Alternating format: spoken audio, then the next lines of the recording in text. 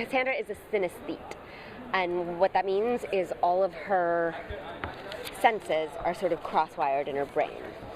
So she sees numbers as colors, science, music, math, smells like breakfast.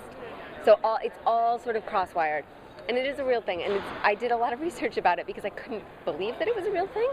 And the funniest one was I was talking to a friend of mine, and I was like, oh, I'm going to play this character. She's got synesthesia. And he's like, what does that mean? And I said, well, it's, she sees numbers as colors. And he was like, oh, well, I do that. I was like, what do you mean you do that? He's like, that's a thing? And I was like, yeah, it's a thing. It's called synesthesia. And he was like, I had no idea that was like not a normal thing, that it's an actual special thing. And so like people have this, and Cassandra does have a very like sort of extraordinary version of it. Hers is much more extreme because it's television and we do things like that. But it's amazing. It's really, it's a cool thing to sort of play with because it lets me play. It lets me sort of express things in different ways that you don't normally get to do with a character who just sees things through normal eyes. I mean, in some ways that makes you're dealing with almost the magical person in the group. Yeah, well, I think one of these things that's really special for her is that she's seen it as a curse. Her whole life she wishes she hadn't had this because to her she's weird, she can't make friends, her parents have sort of don't understand her. So this is a curse. This is like the worst thing that could have happened to her. And when Flynn walks up to her for the first time and looks at her and says, not only you're okay, but you're exceptional, it's like the floodgates open and she's just like, have I found my place in the world? Like this is a real place where I can go and not only be accepted, but excel and sort of be myself for the first time. And she's the one that goes to it with the joy of like a child. She goes to it and is like, magic? What? This is so awesome! And so she is the sort of everyone has a different reaction because we're all very different people, obviously, but Cassandra is the one that's sort of most psyched to be there. She is like, library, magic, relics, awesome, totally in. Yeah, from day one. Now, Rebecca talked about how her character Eve is more skeptical about all of this. Yeah. So does your character at times clash with Eve, or? Yeah, I think there's a lot of clashing, especially in the first few episodes, because we don't understand each other. We are not people who ever would associate with each other in the real world. Like, Cassandra has not met a colonel that works for NATO before. She does not understand that type of woman.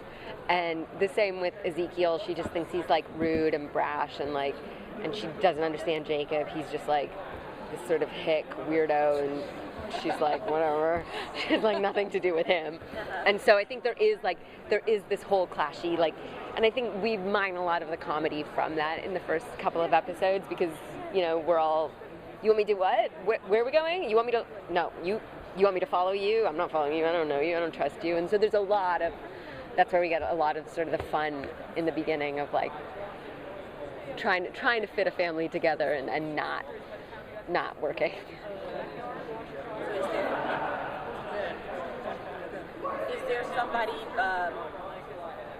so you all start out like kind of separate. Is there somebody that you end up bonding with a little bit more or have by the end of this season? Yeah, I think in the beginning it's definitely Flynn for Cassandra because he's the first one who's ever looked at her like she's okay. But I think weirdly she really does bond with Jacob Stone, with Christian's character, fairly quickly because he's able to understand her family situation, and no one's really been able to do that for her. And he sees her gift, and he tries to understand it. And again, no one's ever tried to understand Cassandra. She's just sort of been left to her own devices. And so I think there is a sort of relationship that forms there fairly early on that gets put to the test again fairly quickly. But they definitely, there is a connection there that sort of goes throughout the show. Yeah. Sweet. No, you had a question. Yeah, so I loved you on October Road. Thank you so much. Great show. Thank you. I loved it too. Is there going to be any special homage to her in this series, even if it's a subtle way. I wish. I know. I don't know. I should throw it in because I love her and I miss her. But those people told me I was weird over there, and so they were like, you play those characters, and I'm like, I think that may be just who I am. But so I think there is an awful lot of pizza girl still inside of me, and I think that maybe Cassandra is just like her weirder, smarter sister in some way. Cousin, twice removed, something like that, yeah. Sad.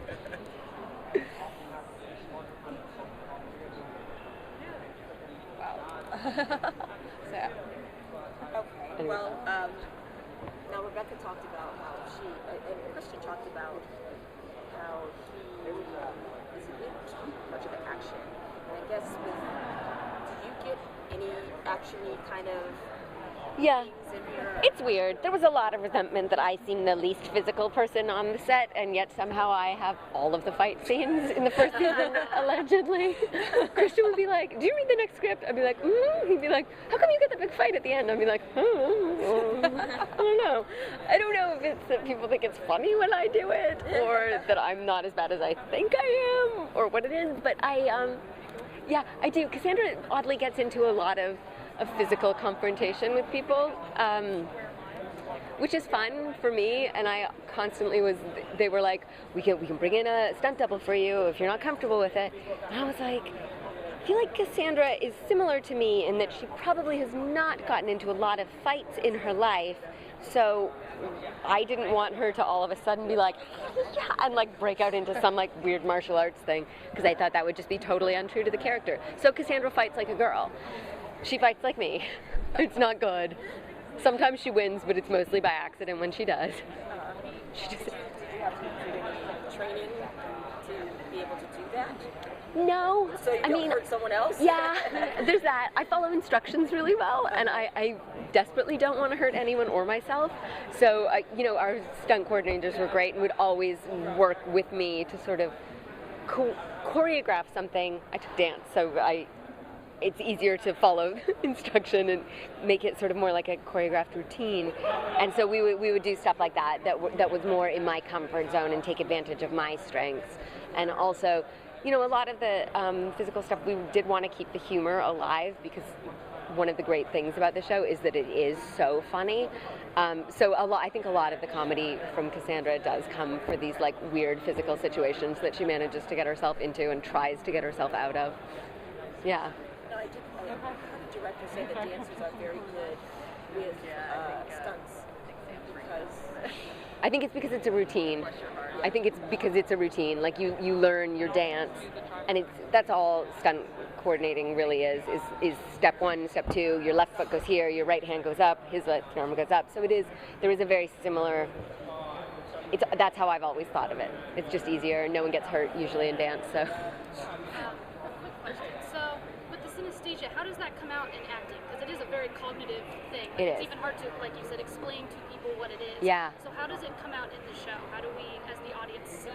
Yeah. How does it manifest? They have given me an enormous gift, which is that we see it in the show.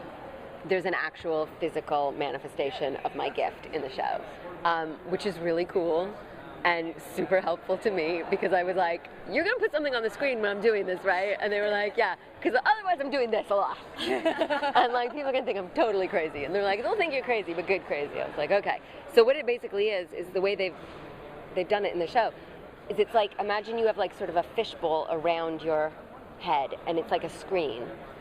And it's like a flip screen too. So I can move things up and down, I can bring things across, I can blow things out, I can throw things away, and I can see all of it. And they've got music for me that's playing over it. So it is, I hope and I feel like we've really captured what this is like. And sometimes when it starts out, it's very chaotic and very frenetic, and Cassandra does not have a lot of control over it. And as the show sort of has moved on, she tries to control it, and it does become more of something she can sort of manipulate and use when she needs to, as opposed to just this like nightmare thing flying across her face when she doesn't want to. But we do show it, which is pretty cool. It looks great. I was so excited the first time I saw it.